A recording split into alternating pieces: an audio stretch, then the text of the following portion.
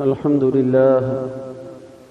لله الذي هدانا لهذا وما كنا لنهتدي لولا أن هدانا الله والصلاة والسلام على سيد الرسل وخاتم الأنبياء محمد المصطفى وعلى آله المجتبى أما بعد فأعوذ بالله من الشيطان الرجيم بسم الله الرحمن الرحيم قال الله سبحانه وتعالى يوم يجمعكم ليوم الجمع ذلك يوم التغابن وعن ابن عباس رضي الله تعالى عنهما قال قال رسول الله صلى الله عليه وسلم نعمتان مغبون فيهما كثير من الناس الصحة والفراغ أو كما قال عليه الصلاة والسلام رواه البخاري وعن عمرو بن ميمون الأودي رحمه الله قال قال رسول الله صلى الله عليه وسلم لرجل وهو يعظه اغتنم خمسا قبل خمس شبابك قبل هرمك وصحتك قبل سقمك وغناك قبل فقرك وفراغك قبل شغلك وحياتك قبل موتك أو كما قال عليه الصلاة والسلام رواه الترمذي اللهم صل على سيدنا ومولانا محمد وعلى آل سيدنا ومولانا محمد يا رب صل وسلم دائما ابدا على حبیبک خیر الخلق کلہم۔ ترمذی شریف کی ایک روایت ہے جو مشکات المصابیح میں کتاب الرقاق میں ہے۔ حضرت عمر ابن میمون اودی رحمہ اللہ جو بڑے کبار تابعین میں ہیں، کوفہ کے رہنے والے، آپ صلی اللہ علیہ وسلم کے زمانے میں مسلمان ہو گئے تھے، لیکن حضور کی حیات مبارکہ میں آپ سے ملنے کا شرف حاصل نہ ہوا، اس لیے صحابی کے درجے پر نہیں پہنچ سکے۔ بہرحال کبار اور اجلہ تابعین میں ہیں۔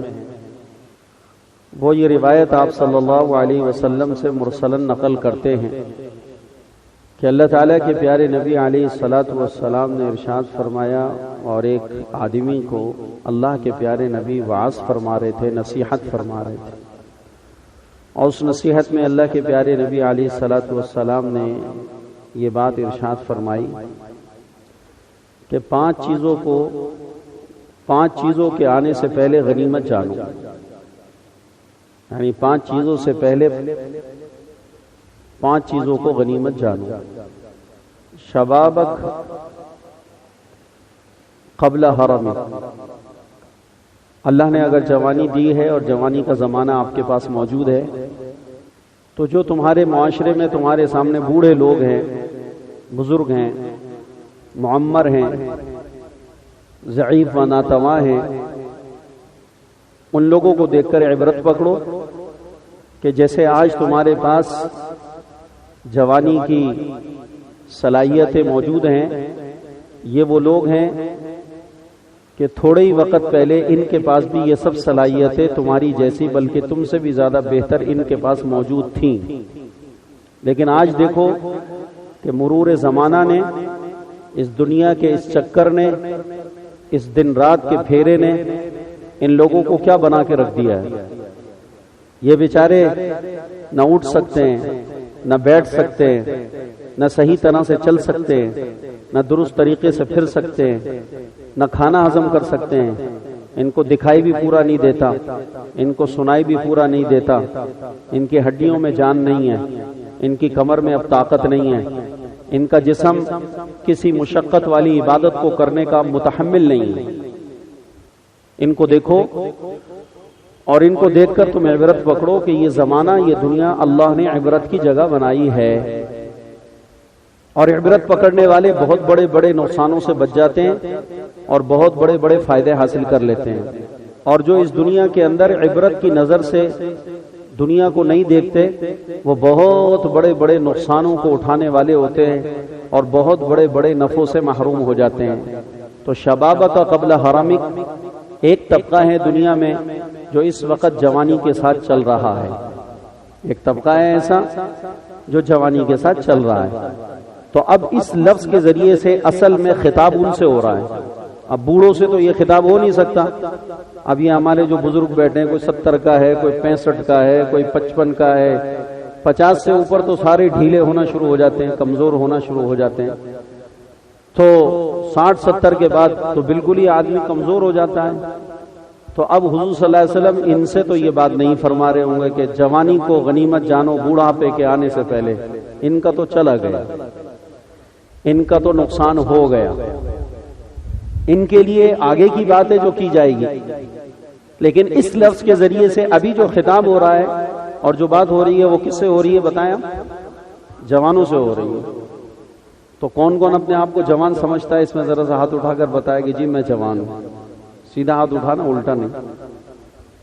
اچھا یہ بات بھی ہے کہ بوڑھا بھی اٹھا سکتا ہے، اس لیے کہ ہمارے مردوں کو ایک یہ دھوکہ دیا گیا ہے کہ مرد کبھی بوڑھا. تو سارے ہی مرد بیٹھے ہیں نا ادھر، یا کوئی خاتون بھی ہمارے سامنے. تو ایک دھوکہ یہ دیا گیا ہے کہ مرد کبھی بوڑھا نہیں ہوتا. تو لہذا بزرگ بھی ہاتھ اٹھا سکتے ہیں کہ جی ہم بھی جوان ہیں. ہاں جی، کیونکہ جوان آدمی اپنے حوصلوں سے ہوتا ہے، اپنے حوصلوں سے آدمی جوان رہتا ہے.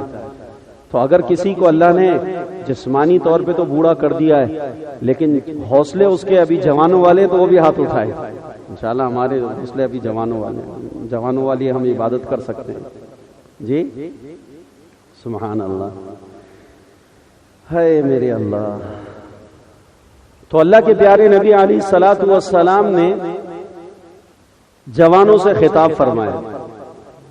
بات ایک آدمی سے کی جا رہی ہے، لیکن اللہ کے نبی علیہ الصلوۃ والسلام کی دعوت کے اندر اتنی جامعیت ہوتی تھی کہ فرد واحد سے بات ہو رہی ہے، لیکن اس کی وہ بات جو اس سے کی جا رہی ہے اس بات میں تمام امت کے لیے پیغام موجود ہے، پوری امت کے لیے اس میں. کہ عمر ابن میمون عودی رحمہ اللہ کہہ رہے کہ قال رسول اللہ صلی اللہ علیہ وسلم لرجل وهو يعظه. قال رسول اللہ صلی اللہ علیہ وسلم لرجل وهو يعظه. جناب رسول اللہ صلی اللہ علیہ وسلم ایک آدمی سے اس کو آپ نصیحت فرما رہے تھے. ایک آدمی سے حضور نبی کریم صلی اللہ علیہ وسلم بات فرما رہے تھے. اللہ کے پیارے پیغمبر ایک مسلمان سے گفتگو فرما رہے تھے. گویا کہ اس لفظ کے ذریعے سے یہ بات امت کو پہنچانا ایک پیغام کے ذریعے سے ضروری سمجھا راوی نے کہ حضور صلی اللہ علیہ وسلم انفرادی دعوت دے رہے تھے. اس سے کیا ملتا ہے کہ حضور کیا دے رہے تھے؟ انفرادی دعوت. اس لیے کہ جیسا کہ حدیث کے اندر آتا ہے، صحابہ کہتے ہیں خطبنا رسول اللہ صلی اللہ علیہ وسلم، خطبنا رسول اللہ صلی اللہ علیہ وسلم. جیسا کہ شعبان کے اس میں حضرت سلمان فارسی رضی اللہ عنہ کی وہ روایت ہے کہ اس میں اللہ کے پیارے پیغمبر کے صحابی حضرت سلمان کہتے ہیں خطبنا جمع کے صیغے کے ساتھ فی آخری یوم من شعبان فقال یا ایھا الناس قد ظلکم شہر عظیم مبارک. کہ اللہ کے پیارے نبی نے شعبان المعظم کے آخری دنوں میں حضور نے ہم سے خطاب کیا اور ہم سے جناب رسول اللہ صلی اللہ علیہ وسلم نے بات فرمائی. تو خطبنا کا لفظ اس بات کی طرف دلالت کر رہا ہے کہ اجتماعی بیان ہو رہا ہے. خطبنا کا لفظ بتا رہا ہے کہ کیا ہو رہا ہے؟ اجتماعی بات ہو رہی ہے، مجمع سے بات ہو رہی ہے. تو لفظ خطبنا حدیثوں کے اندر بہت جگہ ہمیں ملتا ہے، جس لفظ سے یہ پتہ چلتا ہے کہ حضور کے زمانے میں انفرادی دعوت اور اجتماعی دعوت دونوں دعوتوں کا بہت زیادہ اہتمام تھا. تو اب اگر اجتماعی بات ہو رہی ہے تو اس کے اندر سب سے خطاب ہو رہا ہے کہ اے لوگوں، تمہارے سامنے ایک عظیم مہینہ آنے والا ہے. شعبان کی آخری تاریخوں میں بات ہو رہی ہے. خطبنا رسول اللہ صلی اللہ علیہ وسلم فی آخری یوم من شعبان فقال یا ایھا الناس قد ظلکم شہر عظیم مبارک. تمہارے سامنے ایک عظیم برکتوں والا مہینہ آ رہا ہے، تو اب یہ اجتماعی بات ہے، تو لہذا اجتماعی بیان ثابت ہو گیا کہ آپ صلی اللہ علیہ وسلم مدینہ منورہ کے اندر اجتماعی بات بھی فرمایا کرتے تھے. لیکن یہ روایت جو میں آپ کو اس وقت میں سنا رہا ہوں اور جو ہمارا موضوع ہے کہ اس کے اندر ایک آدمی سے بات ہو رہی ہے، تو انفرادی دعوت ہے، انفرادی دعوت ہے کہ حضرت عمر ابن میمون کہتے ہیں قال رسول اللہ صلی اللہ علیہ وسلم لرجل وهو يعظه لرجل وهو يعظه. حضور صلی اللہ علیہ وسلم کسی ایک آدمی سے، کسی ایک مسلمان سے بات کر رہے تھے اور اس کو یہ نصیحت کر رہے تھے، اس کو یہ دعوت دے رہے تھے. ایک آدمی سے بات ہو رہی، لیکن میں نے آپ کو بتایا کہ اللہ کے پیارے نبی کے کلام میں اتنی جامعیت ہوا کرتی تھی کہ بات اور دعوت ایک کو بھی دے رہے ہیں، اس دعوت میں بھی پوری امت کے لیے پیغام موجود ہے، پوری امت کے لیے اس میں پیغام موجود. جیسا کہ میں آپ کو حدیث سناؤں گا تو آپ کو خود سمجھ میں آ جائے گا کہ پیارے آقا نے دعوت تو انفرادی دی ہے، بات تو ایک سے فرمائی ہے، لیکن ایک سے بات کرنا بھی اتنی جامعیت کے ساتھ تھا کہ پوری امت کے لیے اس میں پیغام موجود تھا، پوری امت کے لیے پیغام موجود تھا. تو دیکھیے آپ علیہ السلام فرما رہے ہیں قال علیہ الصلوۃ والسلام لرجل وهو يعظه. اللہ کے پیارے نبی ایک مرد سے بات فرما رہے ہیں اور اس کو نصیحت فرما رہے ہیں، اور اس نصیحت میں آپ فرما رہے ہیں اغتنم خمسا قبل خمس. اے نوجوان، 5 چیزوں کو غنیمت سمجھنا 5 چیزوں کے آنے سے پہلے، 5 چیزوں کو غنیمت سمجھنا 5 چیزوں کے آنے سے پہلے. شبابک قبل حرمک، جوانی کے زمانے کو غنیمت سمجھنا بڑھاپا آنے سے پہلے، جوانی کے زمانے کو غنیمت سمجھنا بڑھاپا آنے سے پہلے. اور وصحتک قبل سقمک، اور صحت کے زمانے کو، تندرستی کو غنیمت جاننا بیماری کے آنے سے پہلے. اور وغناک قبل فقرک، اور تم اپنی مالداری کو، تونگری کو غنیمت جاننا مفلسی کے آنے سے پہلے. اور وفراغک قبل شغلک، اور اپنی فراغت کو، فرصت کو غنیمت جاننا مشغولیت کے زمانے کے آنے سے پہلے. اور 5ویں بات وحیاتک قبل موتک، اپنی زندگی کو غنیمت جاننا موت کے آنے سے پہلے. تو دیکھو بھائیو، اللہ کے نبی بات تو ایک سے فرما رہے ہیں، لیکن اس بات کے اندر کیا قیامت تک پوری امت کے لیے پیغام موجود ہے کہ نہیں ہے؟ اب جس سے بات کر رہے ہیں کیا وہی ایک جوان تھا حضور کی امت کا؟ جس سے بات کی جا رہی ہے کیا وہی ایک تندرست و توانا تھا حضور کی امت کا؟ جس سے بات کی جا رہی ہے کیا وہ اکیلے ہی مالدار تھا حضور کی امت میں؟ جس سے بات کی جا رہی ہے کیا اسی کے پاس صرف فرصت ایام تھے؟ جس سے بات کی جا رہی ہے کیا وہی شخص بقید حیات تھا حضور کی امت میں؟ یا ساری امت بقید حیات ہے؟ یا ساری امت کے اندر مالدار موجود ہیں؟ یا ساری امت میں جوان موجود ہیں؟ یا ساری امت میں فرصت والے لوگ موجود ہیں؟ تو جواب یہ ہے کہ حضور کی امت میں جوانوں کی تعداد ان گنت ہے، حضور کی امت میں مالداروں کی تعداد ان گنت ہے، حضور کی امت میں صحت مند لوگوں کی تعداد ان گنت ہے، حضور کی امت میں زندگی پانے والے ان گنت ہیں، فارغ اور ویلے ان گنت ہیں. تو بات ایک سے ہو رہی ہے، لیکن کلام کی جامعیت اور کلام کی دعوت کیسی ہے، کتنی پاورفل بات ہے کہ پوری امت کے لیے اس میں سرمایہ موجود ہے اور پیغام موجود ہے. تو اب دیکھو، پہلی بات اللہ کے نبی نے فرمائی اغتنم، تم غنیمت جانو.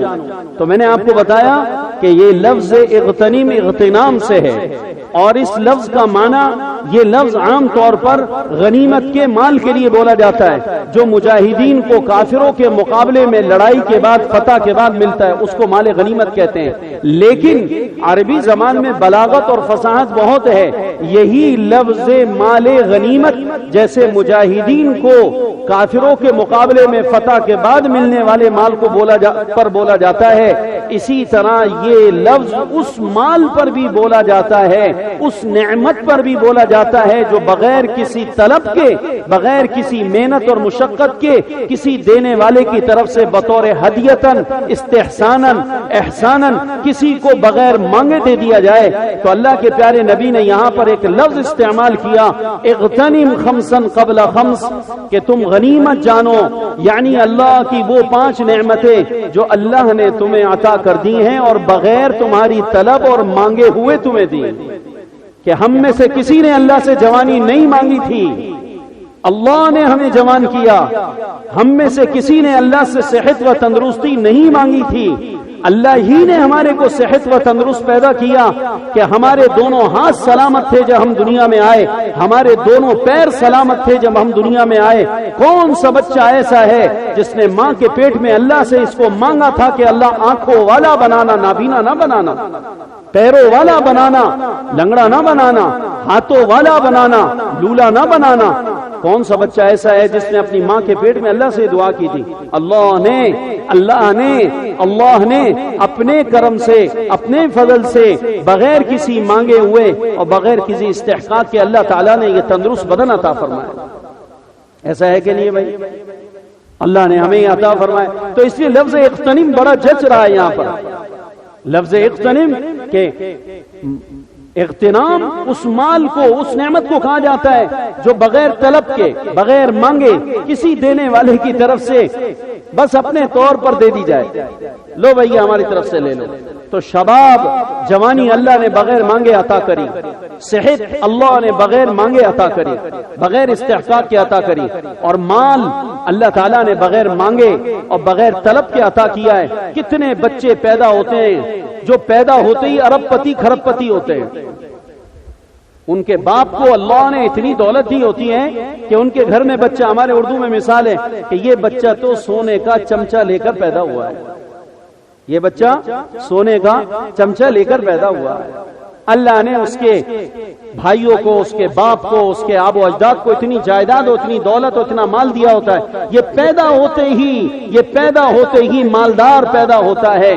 جیسا کہ ہمارے حکمرانوں کی غلط پالیسی کی وجہ سے اور آقاؤں کی اور کافروں کی اغیار کی غلامیت کی وجہ سے پاکستان کو انہوں نے لوٹنے گھسوٹنے کا اتنا بڑا ایک اپنے لیے میدان بنایا ہے کہ پاکستان میں پیدا ہونے والا ہر بچہ پتہ نہیں کتنی صدیوں تک مقروض پیدا ہوتا رہے گا، چند غنڈوں کی وجہ سے، چند شیطانوں کی وجہ سے، چند خائنوں کی وجہ سے، کہ 300 گھرانے پاکستان میں ایسے ہیں کہ اگر ان کو عوامی عدالت میں لا کر کھڑا کیا جائے تو خدا کی قسم پورے پاکستان کا سارا قرضہ 300 گھرانوں سے اتر سکتا ہے، جو پاکستان کے تمام وسائل پر قابض ہیں، ظالمانہ طریقے سے، جابرانہ طریقے سے۔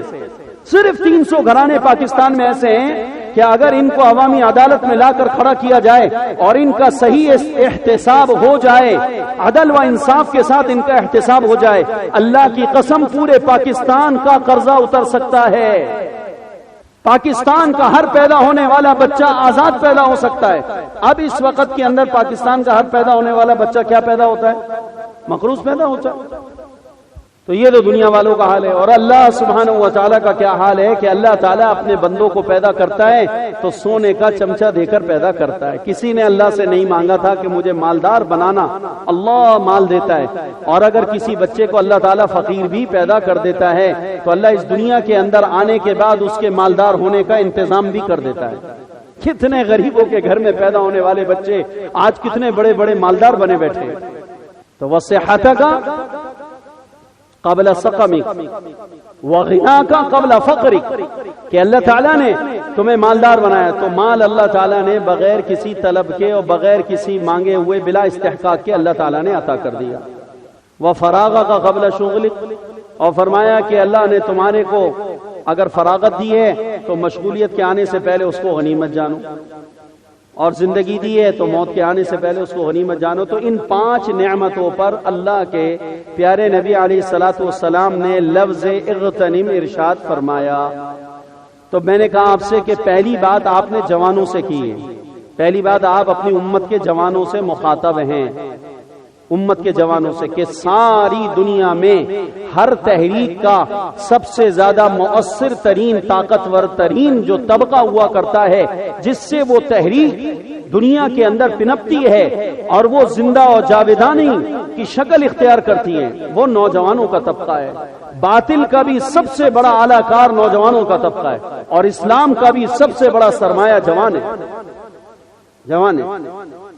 تو اب حضور فرما رہے ہیں جوانوں سے یہ کہہ رہے ہیں کہ تم جوانی کے زمانے کو غنیمت جانو بڑھاپا آنے سے پہلے۔ کیا مطلب؟ کہ تم جس زمانے میں جوان ہوئے ہو تمہارے اطراف میں تمہارے کو اپنے ماحول میں اپنی سوسائٹی میں بوڑھے نظر آئیں گے، تو ان بوڑھوں کو دیکھ کر ان بزرگوں کو دیکھ کر تم عبرت پکڑو کہ ایک وقت تھا کہ یہ جو اس وقت کے بزرگ ہیں یہ بھی ایک وقت کے بہت بڑے جوان تھے، لیکن آج دیکھو کہ مرور زمانہ نے ان کا کیا حال کر دیا۔ تلک الایام نداولها بین الناس، ان کا کیا حال کر دیا ہے۔ یہ بیچارے صحیح طرح نہ کھا سکتے ہیں، نہ پی سکتے ہیں، نہ اٹھ سکتے ہیں، نہ بیٹھ سکتے ہیں، نہ چل سکتے ہیں، نہ دیکھ سکتے ہیں۔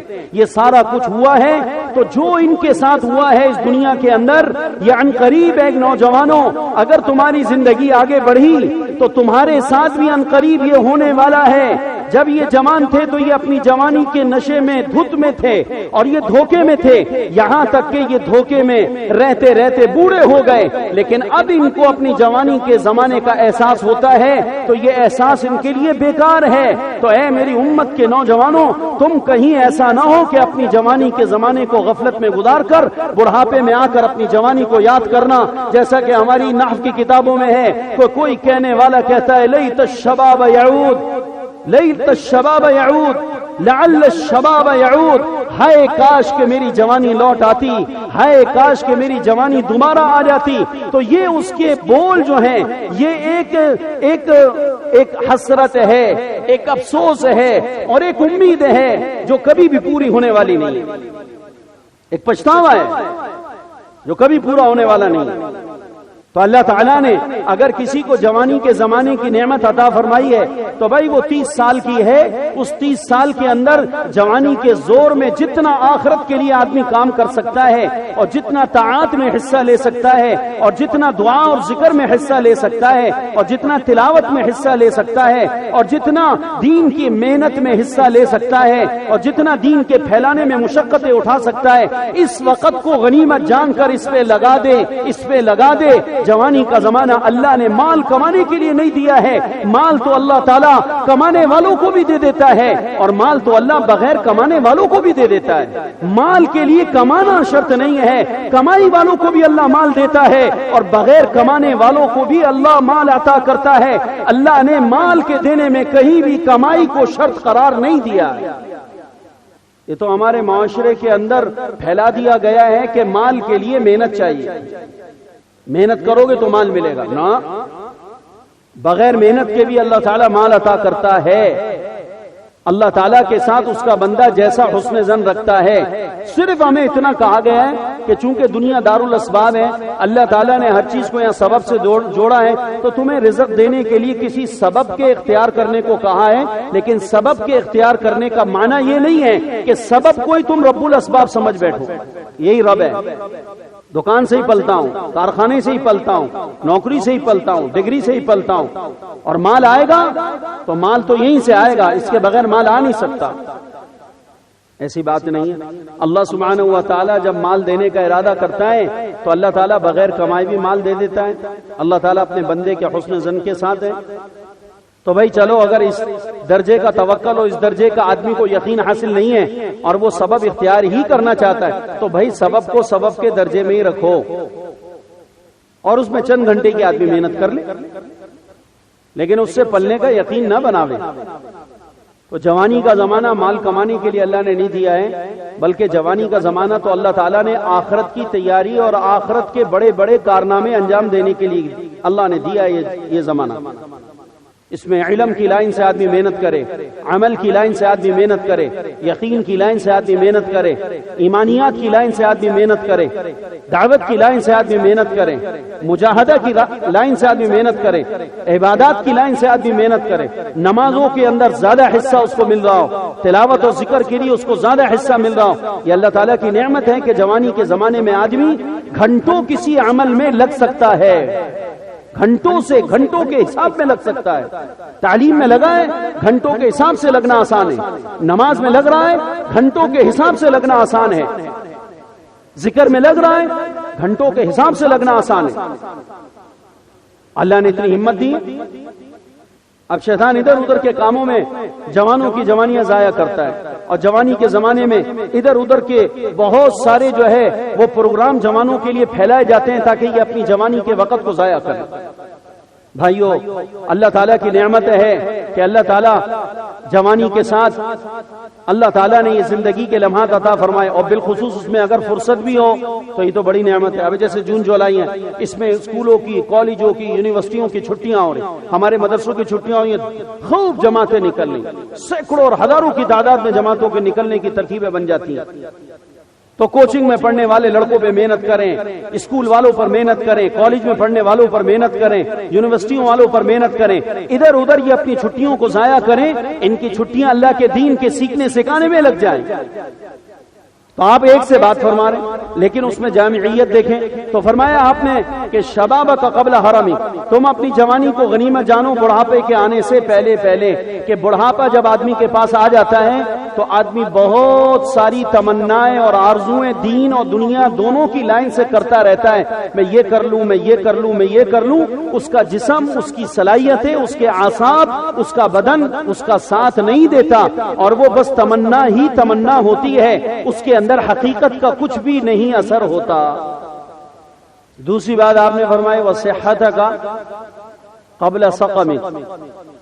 جو اللہ تعالیٰ نے تندرستی عطا کی ہے, اللہ تعالیٰ نے انسان کو صحت عطا فرمائی ہے, اس صحت کو غنیمت جانو, یہ اللہ کی بہت بڑی نعمت ہے. اللہ کی بہت بڑی نعمت ہے. آپ یقین کریں کہ شاید ایمان کے بعد, میں آپ سے سچ کہہ رہا ہوں, ایمان کے بعد اگر مسلمان کے پاس اللہ کی سب سے بڑی کوئی نعمت ہے, کوئی نعمت ہے ایمان کے بعد, تو وہ عافیت بدن ہے. وہ عافیت ہے جس کو صحت تندرستی کہتے ہیں. ایمان کے بعد اگر کسی بھی مسلمان کے پاس اللہ کی سب سے بڑی نعمت موجود ہے ایمان کے بعد, تو خدا کے خزانوں میں ایمان کے بعد سب سے بڑی نعمت اگر کسی کو دی جاتی ہے اور بانٹی جاتی ہے, تقسیم کی جاتی ہے, تو وہ عافیت یعنی صحت بدن ہے. اللہ نے اگر کسی کو ایمان عطا کیا ہے اور صحت بدن عطا کی ہے, اللہ تعالیٰ کی دو بڑی نعمتیں جو اللہ کے خزانوں میں اتنی بڑی کہ اس کے مثل کوئی نعمت نہیں ہے, اللہ نے کسی کو دے دی ہے تو اس کی قدر کرے. خدا نے ساری دنیا گویا کہ اس کے لیے جمع کر دی. اب بتاؤ اس میں کون کون ایمان والا بیٹھا ہے جو کہتا ہے اللہ ایک ہے, محمد صلی اللہ علیہ وسلم آخری رسول ہے, ہمیں اللہ نے ایمان دیا ہے. ہم سب کہتے ہیں, سب کہہ لو میرے ساتھ, اشہد ان لا الہ الا اللہ واشہد ان محمدا عبدہ ورسولہ, لا الہ الا اللہ محمد الرسول اللہ. ہم اس بات کی گواہی دیتے ہیں کہ اللہ کے سوا کوئی الہ نہیں, اور اس بات کی گواہی دیتے ہیں کہ محمد صلی اللہ علیہ وسلم اللہ کے رسول ہیں. اللہ نے ہمیں ایمان عطا کیا, یہ اللہ کا شکر ہے, اللہ کا احسان ہے. اچھا, یہ نعمت خدا کے خزانوں کی سب سے بڑی ہے, اللہ نے دی ہے. اس کے بعد اللہ کے خزانوں کی سب سے بڑی نعمت جو کسی کو دی جائے تو وہ عافیت بدن ہے, یعنی صحت و تندرستی ہے. بتاؤ اس میں کون کون صحت مند بیٹھا ہے, کون کون صحت مند بیٹھا ہے جس کو اللہ نے صحت و تندرستی عطا فرمائی. بھائی, اللہ نے اپنے خزانوں کی دو بڑی نعمتیں ہمیں دی ہیں, اور ہمیں کیا چاہیے, ہم اور کیا اللہ سے مانگیں. بدن کا صحت و تندرستی والا ہونا یہ اللہ تعالیٰ کی بہت بڑی نعمت ہے. دیکھو ایک حدیث یاد آگے میں آپ کو سنا دیتا ہوں. حضرت عبید اللہ بن محسن رضی اللہ تعالی عنہ, حضرت عبید اللہ بن محسن رضی اللہ عنہ ایک صحابی ہیں.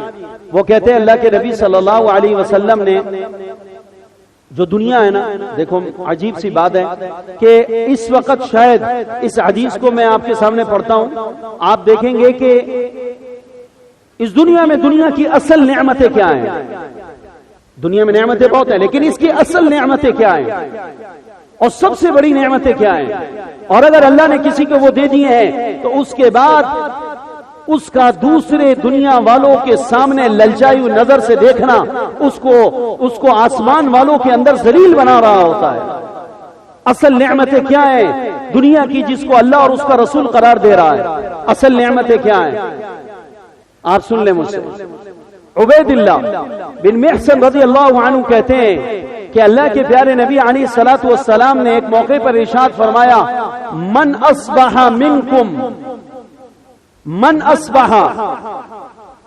منکم فی سربہ معافا فی جسدہ، من اصبح فی سربہ معافا فی جسدہ وعنده قوت یومہ فكأنما حيزت له الدنيا بحذافيرها فكأنما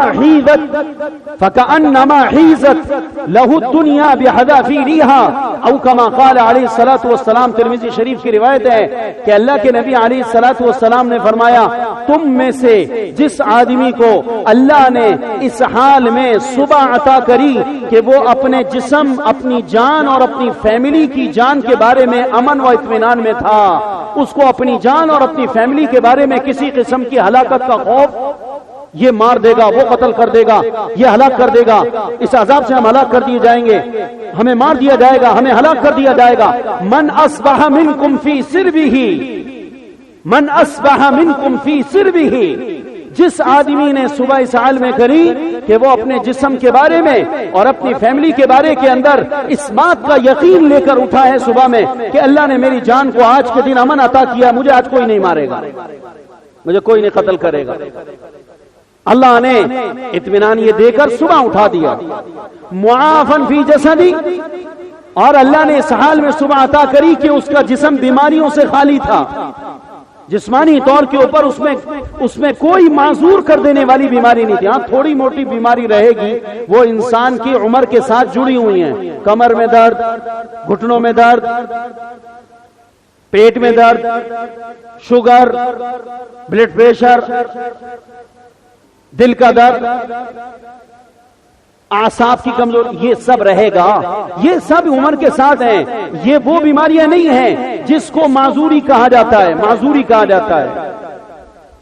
تو معافن فی جسدی، تم میں سے جس آدمی نے صبح اس حال میں کری کہ اللہ سبحانہ و تعالیٰ نے اس کو اس کی جسم اور اس کی فیملی کے بارے میں امن عطا فرمایا ہوا تھا، اور اللہ نے اس کے جسم کو اللہ تعالیٰ نے معذوری سے اللہ نے محفوظ کیا ہوا تھا، جسم کے بارے میں وہ عافیت کے اندر تھا، اور وعنده قوت یومی، اور اس کے لیے اور اس کی فیملی کے لیے حلال سے آج کے 3 دن کی، حلال کے آج کے 3 ٹائم کی روٹی کا انتظام تھا، حلال میں سے آج کے دن کی 2 ٹائم یا 3 ٹائم کی روٹی کا انتظام تھا اس کے لیے، اس کی فیملی کے لیے۔ وعنده قوت یومہ، اس کے لیے آج کے دن 2 یا 3 ٹائم کی روٹی کھانے کو موجود تھی، اتنے پلے موجود تھے پیسے، اور اناج کے آج کا دن وہ دونوں ٹائم روٹی کھا سکتا تھا سیر ہو کر، چاہے دال ہو، روٹی ہو، پیاز ہو، ٹماٹر سے ہو، سلاد سے ہو، رائتے سے ہو، چٹنی سے ہو یا سالن سے ہو،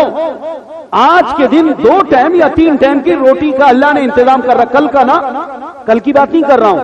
وعنده قوت یومہ، آج کے دن کی روٹی اس کے بعد موجود تھی، کل کے دن کی بات نہیں ہو رہی، آج کے دن کی روٹی تھی، اور جسم کے اندر کوئی معذوری نہیں تھی، اور صبح اٹھا تو اطمینان تھا، امن تھا اس کو اپنی جان اور اپنی فیملی کے بارے میں۔ تو اللہ کے پیارے نبی علیہ السلام نے ان 3 باتوں کو کہا بیان کر کے کہ فَكَأَنَّمَا حِيزَتْ لَهُ الدُّنْيَا بِحَذَافِيرِهَا، جس کو اللہ تعالیٰ نے یہ 3 نعمتیں آج کے دن عطا کر دی، تو میں اللہ کا پیارا نبی خبر دے رہا ہوں، خدا نے ساری دنیا اپنی نعمتوں کے ساتھ گویا کہ اس کو عطا کر دی، ساری دنیا اس کے بعد تمام نعمتوں کے ساتھ جمع ہے، ساری نعمتیں اس کے بعد موجود ہیں، کل کی روٹی کی بات نہیں ہے، آج کی روٹی۔ اچھا آپ بتاؤ، آج دونوں ٹائم کی روٹی کھانے کے پیسے کس کے پاس موجود ہیں؟ ہاتھ اٹھا کر بتاؤ، ہاتھ اٹھا کر بتاؤ۔ آج کے دن کی دونوں ٹائم کی روٹی کا انتظام ہے، اللہ کا شکر ہے، خدا 100% کو دے رہا ہے، خدا کے گھر میں 100% اس کے بندے گواہی دے رہے ہیں کہ اللہ 100% کو دے رہا ہے اور 100% کو تقسیم کر رہا ہے۔ اللہ تعالیٰ کے خزانوں کے اندر کیا تقسیم ہے کہ خدا کے خزانوں سے سب کو مل رہا ہے، آج صبح ہم اٹھے، کون اس حال میں اٹھا ہے کہ اس کو اپنی جان کے بارے میں کوئی دھڑکا نہیں ہے؟ ہاتھ اٹھا کر بتا دے۔ دھڑکا نہیں تھا اس کو اطمینان تھا کہ اللہ کا شکر ہے آج کا دن آرام سے گزرا، کوئی نہیں مارے گا مجھے۔ سب کو اطمینان ہے، سب کو اطمینان ہے۔ اللہ تعالیٰ اتنی نافرمانی کے ماحول کے باوجود بھی اللہ نے ہمارے معاشرے کے اندر کتنا امن قائم کیا ہوا ہے۔ ہم لوگ ناشکرے ہیں۔ کروڑ میں 2 کروڑ میں 2-4 اگر کراچی میں قتل ہو جاتے ہیں تو اس پر پورے کراچی کو ہم نے خوف کا اور نہ جانے ہم نے امن سے خالی شہر قرار دے دیا۔ ارے بھائی 2 کروڑ کے اندر 2-4 کا مرنا تو ہے، امن ہے، اللہ نے امن دے رکھا ہے۔ خوف کی تعریف تو ابھی ہم نے جانی نہیں کہ خوف کس کو کہتے ہیں۔ خوف تو پوچھو یمن والوں سے جا کر پوچھو، خوف کا حال تو پوچھو شام والوں سے جا کر پوچھو، خوف کا حال تو پوچھو عراق والوں سے پوچھو، خوف کا حال پوچھو تو افغانستان والوں سے پوچھو، خوف کا حال پوچھو تو وزیرستان والوں سے پوچھو۔ خوف کس کو کہا جاتا ہے؟ اللہ نے 2 کروڑ کی آبادی کے اندر یہ امن عطا فرمایا کہ 2 کروڑ کی آبادی کے اندر لوگ اٹھتے ہیں تو سب کو اپنی جان کے بارے میں امن ہے اور امن کے ساتھ اٹھ کر جی رہے ہیں اور شام کر رہے ہیں۔ اللہ کا شکر ہے، من اصبح منکم فی سربہ معافا فی جسدہ وعندہ قوت یومی۔ اللہ تعالیٰ نے اس کے جسم کے بارے کے اندر معافی اور اللہ نے عافیت عطا فرمائی اور اللہ نے آج کے دن کا کھانا اس کو عطا کر دیا تو آپ نے فرمایا فَكَأَنَّمَا حِيزَتْ لَهُ الدُّنْيَا بِحَذَافِيرِهَا۔ اللہ تعالیٰ نے تو گویا کہ اس آدمی کو ساری دنیا نعمتوں کے ساتھ دے دی ہے، یہ تو اکیلا ہی سب کا مالک ہے بابا۔ کیوں؟ اگر کسی آدمی کے بعد آج کے علاوہ کل کی بھی روٹی کا انتظام ہے، پرسوں کا بھی اور سال بھر کا بھی اور 10 سال کا بھی، آج کے علاوہ کسی آدمی کے بعد 10 سال کی روٹی کا انتظام ہے، 10 سال کے کپڑوں لتھوں کا انتظام ہے، ٹھیک ہے میں نے مان لیا، لیکن آپ بتاؤ آج کے دن آپ 6 دن کا ناشتہ کر سکتے ہیں صبح میں بیٹھ کے؟ آج دوپہر کا کھانا کھائیں گے آپ جا کر تو 6 دن کا دوپہر کا کھانا کھا سکتے ہیں، کیوں؟ آپ کے وہاں موجود ہے نا 10 سال کا۔ تو آج کے دن دوپہر کے دسترخوان پہ 10 دن کی دوپہر کی روٹی کھائی جا سکتی ہے؟ بولو، جس آدمی کے بعد 10 دن کی روٹی کا انتظام ہے آج 10 دن کی روٹی کھا لے گا۔ اچھا جس کے پاس صرف آج کے دن کی روٹی موجود ہے کل کی نہیں ہے، وہ بھی اپنے دسترخوان پہ آج دوپہر کی روٹی آج ہی کی کھائے گا تو اس کا کوئی نقصان ہوا ہے؟ جس کے بعد 10 دن کی موجود ہے وہ آج کھا سکتا ہے؟ نہیں کھا سکتا۔ آج شام اس کے بعد 10 دن کی روٹی کا انتظام موجود ہے، رات کا عشائیہ کھائے گا تو کیا وہ 10 دن کی روٹی آج کھا سکتا ہے عشاء میں؟ تو کل کے دن کا ہونا اس کے حق میں اور اس کے حق میں نہ ہونا برابر ہوا کہ نہیں ہوا؟ بولو بھائی بتاؤ، جس کے بعد 10 دن کی روٹی موجود ہے اس کے بعد نہیں، اس کے بعد آج ہی کی ہے، ٹھیک ہے وہ بھی آج ہی کی کھا رہا اور یہ بھی آج ہی کی، بولیں وہ بھی آج ہی کی کھاتا ہے یہ بھی آج ہی کی کھاتا ہے، تو جس کے بعد 10 دن کی موجود ہے اس کے بعد نہیں ہے، یہ دونوں کے دونوں آج کے دن کے اعتبار سے تو اکول ہیں کہ نہیں ہیں؟ برابر ہیں کہ نہیں ہیں؟ یا جناب جس کے بعد سال بھر کی روٹی موجود ہے تو وہ آج سال بھر کی روٹی کھا لے گا؟ تو اللہ تعالیٰ کے پیارے نبی نے فرمایا فَكَأَنَّمَا حِيزَتْ لَهُ الدُّنْيَا بِحَذَافِيرِهَا، اگر آج کے دن کا اللہ نے تمہارے کو رزق عطا کیا ہے کل کا نہ بھی ہو تب بھی خدا نے ساری دنیا تیرے لیے جمع کر دی کہ اگر ساری دنیا کا بھی تو مالک ہو تب بھی آج کے دن تو آج ہی کی روٹی کھا سکتا ہے، کل کی روٹی تو آج نہیں کھا سکتا، پرسوں کی روٹی تو آج نہیں کھا سکتا۔ اچھا دوسری بات کہ آج کے دن کی اور 10 دن کی روٹی موجود ہے لیکن معذور ہے، بیمار ہے، ڈاکٹروں نے ساری پابندی لگا رکھی ہے، تو بتاؤ یہ جو نعمتیں موجود ہیں یہ استعمال کر سکتا ہے؟ یہ کب استعمال کرے گا؟ جب جسم صحت تندرستی ہو، تو اس کے بعد 50 دن کا ہو یا اس کے بعد 1 دن کا ہو، وہ آج جو استعمال کرے گا اللہ کی نعمت کو کس بنیاد پہ کرے گا کہ جسم کیا ہے؟ صحت مند ہے۔ کیا ہے بولو؟ اگر جسم صحت مند نہیں ہے تو آج کی روٹی بھی موجود ہو اور 10 سال کی بھی روٹی موجود ہو تو کیا وہ خدا کی نعمت کو استعمال کر لے گا؟ تو فرمایا معافن فی جسدہ، اللہ نے اس کے جسم کو معافی عطا فرمائی اور جسم اس کا صحیح ہے۔ دو باتیں۔ تیسری بات یہ من اصبح منکم فی سربہ آمنا، جس آدمی نے تم میں سے صبح اس حال میں کری کہ اس کے دل میں کوئی دھڑکا اور کوئی خوف نہیں ہے کہ آدمی کو اگر مارے جانے کا آج کے دن خوف ہو کہ آج میرے کو لیے سزائے موت ہے، آج میرے لیے قتل ہے، آج میرے لیے ہلاکت ہے، آج میرے اوپر بم گرے گا، آج میری بیٹی کو اٹھا کے لے جائیں گے، آج میرے باپ کو قتل کر دیا جائے گا، آج مجھے مار دیا جائے گا، اور اس کے پاس سونے کا لقمہ بھی موجود ہو تو اس کو کھانا کھانے میں دسترخوان پہ بیٹھ کے مزہ آئے گا؟ بھوک لگے گی؟ کھانے میں طبیعت چلے گی؟ آپ بتائیں چلے گی طبیعت؟ آج اس کی بیوی کو مار دیا جائے گا، آج اس کے باپ کو قتل کر دیا جائے گا، آج اس کی ماں کی ہلاکت ہے، آج اس کو ختم کر دیا جائے گا، لیکن آج اس کے پاس روٹی موجود ہے، سونے کی روٹی ہے، کھانا کھانے میں مزہ آئے گا؟ بولیں بھائی۔ اور پیارے آقا نے کہا او دنیا کی اصل نعمتوں کو سمجھو کہ یہ دنیا نعمتوں میں تو بہت پھیلی ہوئی نظر آتی ہے، لیکن اس ساری دنیا کی نعمتیں کل تین چیزوں میں جمع ہے: امن ہو، صحت ہو، اور آج کے دن کی روٹی روزگار ہو۔ اگر خدا نے کسی کو یہ تین نعمتیں عطا کی ہیں بھائیو، اللہ کی نعمت کی ناشکری نہ کرنا، اللہ کی نعمت کی ناشکری نہ کرنا کہ اللہ نے ہمیں کچھ نہیں دیا یا اللہ نے ہمیں تھوڑا دیا۔ نبی تو کہہ رہا ہے تھوڑا نہیں دیا، نہیں دیا، نہیں دیا۔ فَكَأَنَّمَا لَهُ بِحَذَافِيرِهِ فِي الدُّنْيَا، گویا کہ دنیا ساری اس کو اللہ نے دے دی، ساری دنیا دے دی۔ تو آج اگر میں یہ دعویٰ کروں تو میرا دعویٰ باطل نہیں ہے اور جھوٹ نہیں ہے کہ اللہ نے مجھے ساری دنیا کی نعمتوں کا آج مالک بنا رکھا ہے۔ اللہ کی قسم، اللہ کی قسم، مجھے اللہ نے آج کے دن ساری دنیا کی نعمتوں کا مالک بنا رکھا ہے۔ میں ساری دنیا کی نعمتوں کا مالک ہوں۔ اب بھلا اللہ سے اور کیا مانگو گے؟ تمہیں دنیا چاہیے تھی نا، اللہ نے وہ تو ساری دے دی، تو اب تمہاری دعاؤں میں کیا ہونا چاہیے؟ تم اللہ سے آخرت مانگو۔ تم کیا مانگو؟ کیا مانگو بولو؟ دنیا تو دے دی اللہ نے بھائی، اگر نہ ہوتی تو مانگتے نا، نہ ہوتی تو مانگتے۔ فرمایا آج تیری فجر کی دعاؤں میں بھی آخرت آنی چاہیے، آج تیری تلاوت کے بعد کی دعاؤں میں بھی آخرت آنی چاہیے، اور آج تیرے ذکر کے بعد مانگے جانے والی دعاؤں میں بھی آخرت آنی چاہیے، اور آج تیری ظہر کی دعاؤں میں بھی آخرت آنی چاہیے، اور عصر میں بھی آخرت ہو، اور جناب مغرب میں بھی آخرت ہو، اور عشاء میں بھی آخرت ہو، اور صبح میں بھی آخرت کی فکر ہو، اور دوپہر میں بھی آخرت کی فکر ہو، اور شام میں بھی آخرت کی فکر ہو، رات کا سونا بھی آخرت والا ہو۔ کیوں کہ جو چیزیں تجھے چاہیے تھی وہ دنیا تھی اور آخرت تھی، تو دنیا تو اللہ نے دے دی، دنیا تو اللہ نے دے دی۔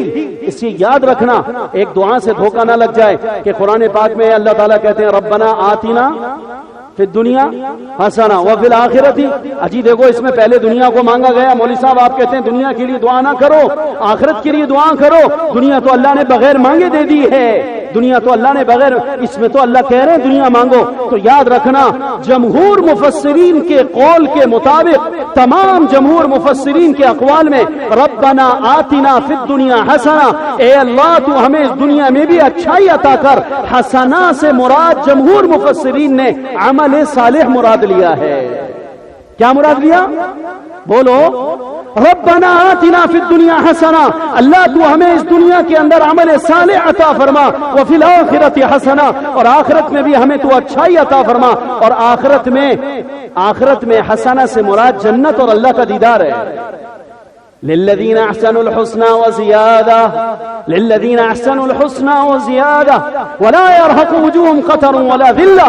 اللہ اکبر۔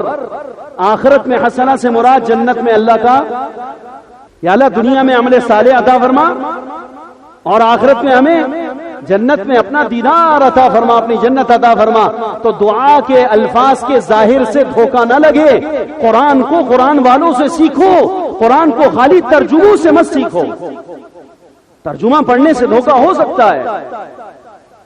اور حضرت علی نے کہا ربنا آتنا فی الدنیا حسنہ، حسنہ سے مراد اگر بغیر وقف کے پڑھا جائے ربنا آتنا فی الدنیا حسنۃ وفی الآخرہ، حسنۃ وفی الآخرہ، تو یہاں پر حسنہ سے مراد عمل صالح ہے۔ اور اگر ربنا آتنا فی الدنیا حسنہ وقف کریں تو یہاں اس سے مراد نیک بیگم ہے۔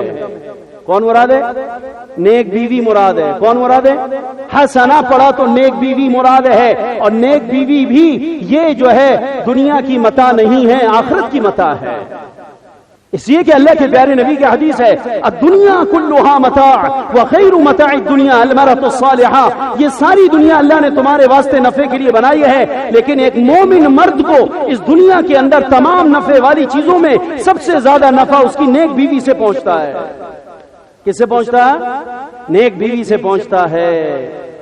ہاں، نیک بیوی سے پہنچتا ہے۔ اس لیے میرے بھائیوں، اللہ کی بڑی نعمت ہے، اللہ کی بڑی نعمت۔ نیک بیوی ہوگی تو اس سے جو اولاد ہوگی تو دونوں کے دونوں اس کو جو بنانا چاہیں گے وہ ایک ذہن سے بن رہی ہوگی۔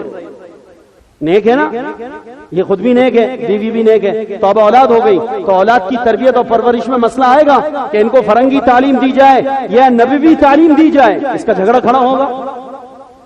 اولاد کی تربیت عمدہ ہو جائے گی، اور نیک بیوی وہ دین کے کاموں کے اندر اپنے مرد کی مددگار ہوگی۔ فاسق و فاجر ہے، بے دین ہے، تو نہ خود روزہ رکھے گی نہ روزہ رکھنے والے خاوند کا، جس نے روزہ رکھنے کا ارادہ کیا اس کو صبح میں اٹھ کے سحری بنا کے دے گی، سحری بھی نہیں دے گی اس کو، کہ مجھ سے نہیں اٹھا جاتا۔ اور اگر نیک ہوگی تو خود بھی اٹھے گی، سحری بنائے گی اور خاوند کو بھی راضی کرے گی اور اٹھائے گی، اور اس کے لیے سحری کا انتظام کر کے بچوں کو اٹھائے گی، بچوں کو سحری کرائے گی، اور اس طرح اس کے دین کے کام میں مددگار ہوگی۔ نیک ہوگی تو اپنے خاوند کو، اپنے بیٹے کو اللہ کے راستے میں بستر بنا کر دے گی جانے کے لیے، اور اگر نیک نہیں ہوگی تو خاوند اگر جانا بھی چاہے گا باہر کے ماحول سے اثر لے کر اور دعوت سے متاثر ہوگا تو گھر میں آ کر جب ارادہ بنائے گا تو اتنی اس کو سننے کو ملے گی اور اتنا اس کی حوصلہ شکنی کی جائے گی کہ باہر کی ساری ترغیب اس کی بے اثر ہو جائے گی گھر آ کر۔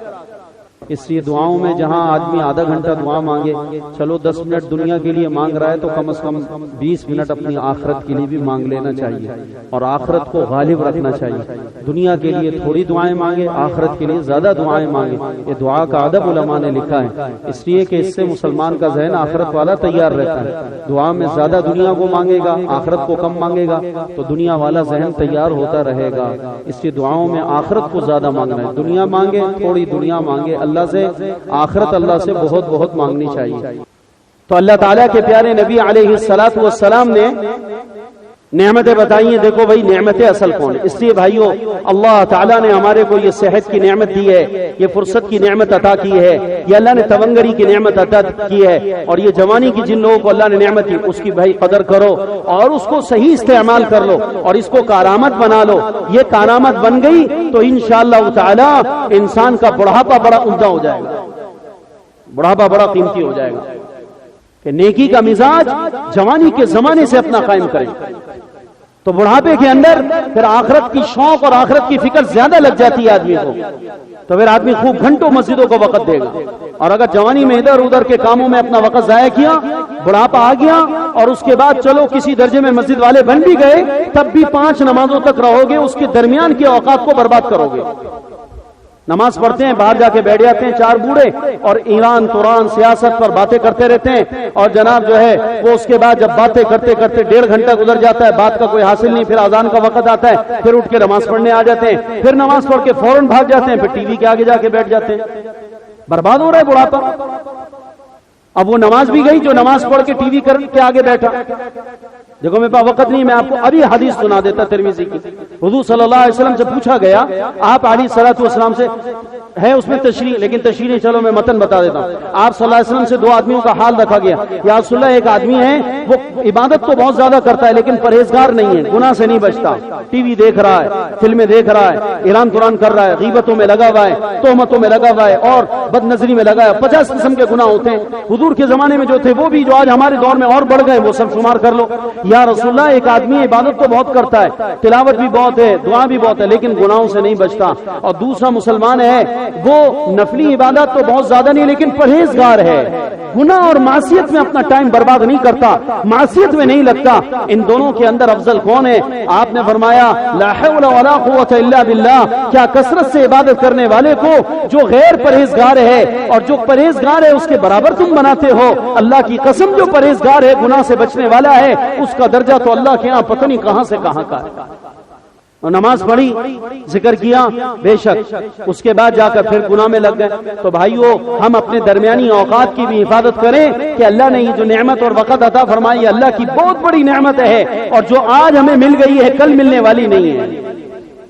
آج جو مل گئی ہے یہ کل ملنے والی نہیں ہے، اس لیے ہم اس کی قدر کرنے والے ہیں۔ اور باقی جہاں تک دنیا کمانے کا تعلق ہے تو بڑھاپے میں تو آدمی ویسی کمانے سے آگے پیچھے ہو جاتا ہے۔ جوانوں کو تھوڑا سا سمجھانے کی بات ہے۔ عارف باللہ حضرت خواجہ عبید اللہ نقشبندی رحمت اللہ علیہ بڑے اکابر اور کبار اور اجلہ بزرگوں میں گزرے ہیں۔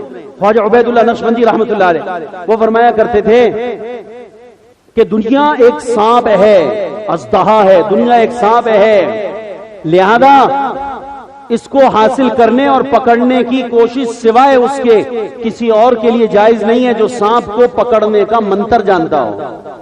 دنیا کیا ہے؟ ایک سانپ ہے، اس کو صرف وہی پکڑے اور وہی حاصل کرے، وہی اس کو قابو میں کرے جو اس کا منتر جانتا ہو، وگرنہ بغیر منتر جانے ہوئے اگر سانپ پہ ہاتھ ڈالا تو کیا کر دے گا؟ ڈسے گا، ہلاک کر دے گا۔ تو لوگوں کو دنیا کی محبت بہت ہوتی ہے، تو لوگ سمجھ گئے کہ حضرت کے پاس اس سانپ کو پکڑنے کا منتر موجود ہے، تو آئے کہنے لگے حضرت آپ نے ایک موقع پہ بیان میں فرمایا کہ دنیا کو وہ حاصل کرے، دنیا ایک سانپ ہے اور اس کو وہ پکڑے جو اس کا منتر جانتا ہو، جو منتر نہیں جانتا وہ نہ پکڑے۔ تو حضرت آپ ہمیں وہ منتر بتا دیجئے وہ کیا ہے، وہ منتر ہم بھی سیکھ لیں۔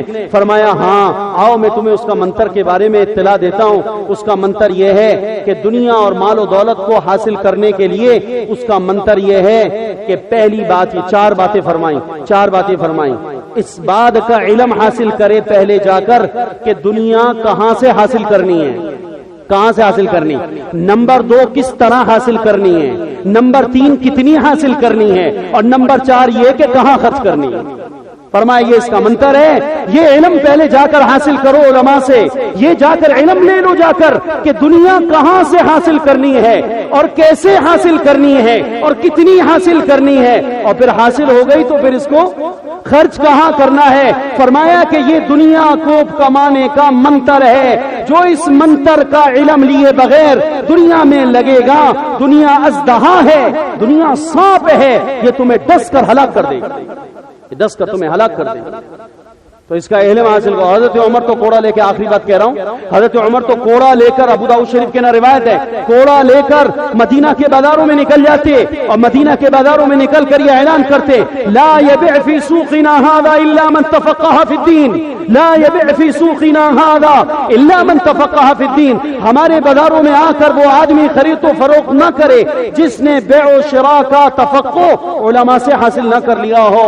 جب تک بیع و شراء کا دین ہمارے فقہاء سے نہیں حاصل کیا، اس وقت تک مدینہ کے بازاروں میں کسی کو دکان کھولنے کی اور پتھارا لگانے کی اور اپنا مال بیچنے کی اور اس کے خریدنے کی اجازت نہیں ہے۔ کوڑا لے کر نکلتے اور جس آدمی کے متعلق یہ پتہ چلتا کہ اس کے بعد بیع و شراء کا دین نہیں ہے، اس کا پتھارا بند کراتے، اس کی دکان بند کراتے، اس کی تجارت کے سامان کو لپیٹواتے اور فرماتے جا اکابر صحابہ سے مسجد نبوی میں بیع و شراء کا دین حاصل کر تاکہ اپنے بچوں کو بھی حلال کھلاوے اور جس کو تو مال دے وہ بھی حلال مال لے کر جاوے۔ اگر بغیر تفقہ کے تم کاروبار میں لگو گے تو تم اپنے بچوں کو بھی حرام کھلاؤ گے اور سامنے والے کو بھی حرام کھلاؤ گے، اور حرام کھلانے اور کھانے والے کی دعا اور عبادت قبول نہیں ہوتی۔ اس لیے دعاؤں میں جہاں آدمی آدھا گھنٹہ دعا مانگے، چلو 10 منٹ دنیا کے لیے مانگ رہا ہے تو کم از کم 20 منٹ اپنی آخرت کے لیے بھی مانگ لینا چاہیے اور آخرت کو غالب رکھنا چاہیے۔ دنیا کے لیے تھوڑی دعائیں مانگے، آخرت کے لیے زیادہ دعائیں مانگے۔ یہ دعا کا ادب علماء نے لکھا ہے، اس لیے کہ اس سے مسلمان کا ذہن آخرت والا تیار رہتا ہے۔ دعا میں زیادہ دنیا کو مانگے گا، آخرت کو کم مانگے گا تو دنیا والا ذہن تیار ہوتا رہے گا۔ اس لیے دعاؤں میں آخرت کو زیادہ مانگنا ہے، دنیا مانگے تھوڑی دنیا مانگے، اللہ سے آخرت اللہ سے بہت بہت مانگنی چاہیے۔ اللہ تعالیٰ دارین کی عافیت نصیب فرما دے، ایمان پر خاتمہ بالخیر عطا فرما، ہر قسم کے حادثات سے اور اللہ تعالیٰ ہر قسم کی آفتوں سے، بلیات سے اور عذابات کی جتنی شکلیں اس سب سے اللہ تعالیٰ ہم سب کو محفوظ و مامون فرمائے۔ ہمارے ایک مسجد کے محلے کے نمازی ہیں بھائی منہاج صاحب، ان کا کل ایکسیڈنٹ ہوا، نماز پڑھ کے ظہر کے بعد نکلے ہیں، روڈ کے اوپر موٹر سائیکل پہ لڑکے جو بے احتیاطی سے چلاتے ہیں تو تو بیچاروں کا سخت ایکسیڈنٹ ہوا ہے، اللہ تعالیٰ سے ان کی صحت یابی کی دعا فرمائے۔ اور ایک ہمارے اور دوست ہیں بھائی عشرت صاحب ناگوری ملک والے، وہ جو بی اما پارک کے پاس جن کی دودھ کی دکان، وہاں پر ابھی ان کو صبح میں ڈاکوؤں نے آ کے گولیاں ماری، تو اللہ نے جان بچائی ہے ان کی، ابھی وہ اسپتال میں پیروں میں گولیاں لگی، اللہ تعالیٰ ان کو، وہ بیچارے پرسوں عمرے کے لیے جا رہے تھے، 16 تاریخ کو عمرے کی فلائٹ تھی، اور یہ منہاج صاحب جو سامنے ہیں یہ بھی اگلے دن عمرے پہ جا رہے تھے، اور بیچارے تو گھر والے بھی بڑے تکلیف میں ہیں، تو اللہ تعالیٰ سے صحت و عافیت کی دعا فرمائے، اللہ تعالیٰ سب کو صحت و عافیت دے، ہر قسم کی دہشت گردیوں سے اللہ تعالیٰ ہم سب مسلمانوں کی حفاظت فرمائے، اور جو لوگ ان کرداروں میں لگے ہوئے ہیں اللہ تعالیٰ ان کو ہدایت عطا فرما دے، اگر ان کے مقدر میں ہدایت نہیں ہے تو اللہ تعالیٰ ایسے لوگوں کو درس عبرت بنا دے،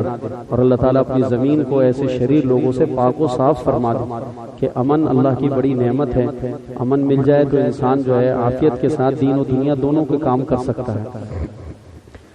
یا ربنا لك الحمد كما ينبغي لجلال وجهك وعظيم سلطانك، اللهم لا نحصي ثناء عليك انت كما اثنيت على نفسك، اللهم صل وسلم وبارك على سيدنا مولانا محمد۔ اے اللہ تو اپنے کرم سے ہماری ساری امت مسلمہ کی دستگیری فرما، ہم سب کی یا اللہ تو رہنمائی فرما، ہماری مدد فرما، قدم قدم پر اپنی توفیق کو اور اپنی حفاظت کو ہمارے ساتھ شامل حال فرما، قدم قدم پر اپنی طاعت ہمیں نصیب فرما، ہر قسم کی عافیت ہمیں نصیب فرما، یا اللہ دنیا اور آخرت میں سلامتیاں و بقا نصیب فرما، ہر قسم کے حاسدین کے حسد سے، دشمنوں کی دشمنی اور عداوت سے حفاظت عطا فرما۔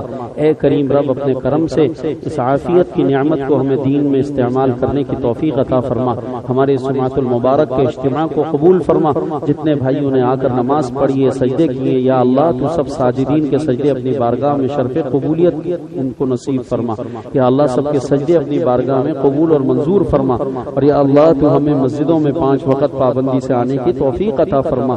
اے کریم رب ہماری دنیا اور آخرت کی ساری حاجتوں کو پورا فرما، خصوصاً مرنے کے بعد کا جو زمانہ ہم پر آنے والا ہے اس میں بہت بڑے بڑے حالات ہمارے سامنے، ان سب حالات میں تو ہمارے لیے عافیت ہی عافیت پیدا فرما، یا اللہ اب سے لے کر موت تک اور موت سے لے کے جنت میں داخل ہونے تک جتنی بھی گھاٹیاں اور وادیاں ہم سب پر آنے والی ہیں، سبھی میں رحم کا، کرم کا، عافیت کا معاملہ فرما دیجیے، سبھی میں رحم کا، کرم کا، عافیت کا معاملہ فرما دیجیے، اور جتنی بھی آسمانی زمینی شرور، بلائیں، آفتیں، مصیبتیں آپ نے پیدا فرمائی، اور عذابات کی جتنی بھی شکلیں آپ نے پیدا فرمائی، ان تمام عذابات کی شکلوں سے اور آفتوں سے ہم سب کو یا اللہ تو عافیت نصیب فرما، حفاظت عطا فرما، حفاظت عطا فرما، یا اللہ تو اپنے کرم سے ایمان کی بھی حفاظت فرما، اور ہمارے اعمال کی بھی حفاظت فرما، اور ہمارے یقین اور تقوی کی بھی حفاظت فرما، اور ہماری صحت و تندرستی اور جسم و جان کی بھی حفاظت فرما، ہمیں اہل و عیال میں بھی یا اللہ تو حفاظت عطا فرما، ہمارے گھر والوں کو بھی تو حفاظت نصیب فرما، اور یا اللہ ہم میں جتنے بیمار ہیں سب کو صحت کاملہ عاجلہ نصیب فرما، حاضرین مجلس میں جو بھائی بھی بیمار ہوں اپنے کرم سے یا اللہ تو سب کو اور اس عاجز کو بھی اللہ تو صحت عطا فرما، ہمارے والدین کو بھی صحت عطا فرما، ہمارے اساتذہ کو صحت عطا فرما، ہمارے بزرگوں کو صحت عطا فرما، ہمارے اقربا، اصدقاء، محبین، محسنین، ہمارے جتنے بھی ساتھی ہیں اللہ تو سب کو صحت عطا فرما، اور یا اللہ بغیر دواؤں کے صحت عطا فرما، اور جب تک یا اللہ تو نے ہمیں بیمار کر رکھا یا اللہ تو اپنے کرم سے اس بیماری کے ذریعے اپنے تعلق خاص کو ہمیں نصیب فرما دے، اور اس میں شب و روز ترقی عطا فرما دے، امسال بیت اللہ کے اندر حاضری کے لیے جن لوگوں نے ارادے کر رکھے ہیں، اور یا اللہ جو تیرے بندے اور بندیاں ساری دنیا سے حج بیت اللہ کے لیے آنا چاہتے ہیں سب کے لیے پہنچنے کے انتظامات آسان فرما دے، اور سب کا پہنچنا آسان فرما دے، اور عافیت سے سب کو پہنچنا، سب کی حاضری مقدر فرما دے، ہماری حاضریاں بھی بیت اللہ کی مقدر فرما، اپنے کرم اور احسان سے بار بار کی حاضریاں نصیب فرما، اور یا اللہ ہر دفعہ کی حاضری کو آئندہ آنے والی حاضری کے لیے ذریعے کے طور پر قبول فرما لے،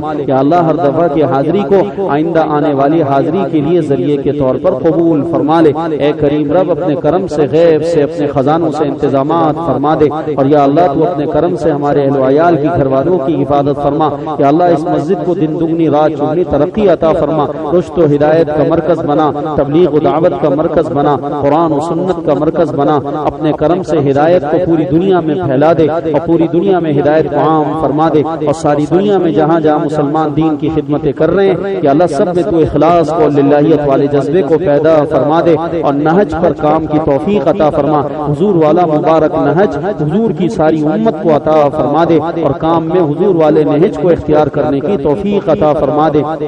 اے اللہ تو اپنے کرم اور احسان سے امسال آنے والے رمضان المبارک میں یا اللہ تو ہماری شمولیت اور ہماری حاضری اور یا اللہ ہمارا اس رمضان المبارک میں داخل ہونا تو مقدر فرما دے.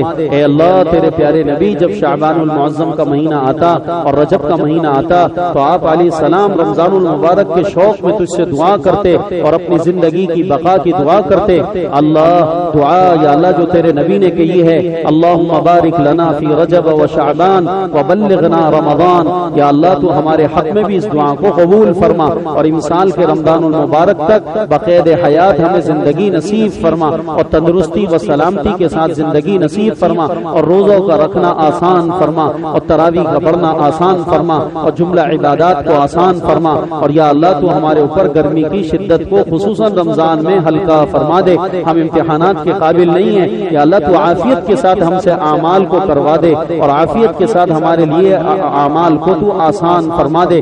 یا اللہ تو اپنے کرم اور احسان سے دنیا کی گرمی کے بدلے میں ہمیں آخرت کی گرمی سے بچا لے, جہنم کی گرمی سے بچا لے, قبر کی گرمی سے بچا لے, آخرت کی شدت سے بچا لے. اپنے کرم سے یا اللہ تو ہمارے کو آخرت کے اعتبار سے پاک و صاف فرما دے اور اس دنیا میں یا اللہ تو ہمارے لیے عافیت کا راستہ مقدر فرما دے. ہم سب کو حلال پاکیزہ روزی نصیب فرما دے, جسم میں عافیت عطا فرما دے, ہمیں امن و اطمینان عطا فرما دے اور امن و اطمینان کے پیدا کرنے والے یا اللہ لوگوں کے ہاتھوں میں ہمارے ملک کی باغ و دوڑ عطا فرما دے. ہمیں صالح قیادت عطا فرما دے, نیک حکمران عطا فرما دے, ہمارے حکمرانوں کو نیک بنا دے, ہماری عوام کو نیک بنا دے, ہمارے اس ملک پاکستان کو اسلام کا گہوارہ بنا دے, توحید کا اسلام کا مرکز بنا دے, تبلیغ کا مرکز بنا دے اور پوری دنیا میں یہاں سے ہدایت کے لیے یا اللہ تو قافلوں کو اور جماعتوں کو اور یا اللہ ہدایت کی شعاعوں کو پہنچنے کا ذریعہ فرما دے. یہاں کے پاکستانیوں کو غیور مسلمانوں کی جان مال عزت آبرو کو دین کی خدمت کے لیے قبول فرما لے,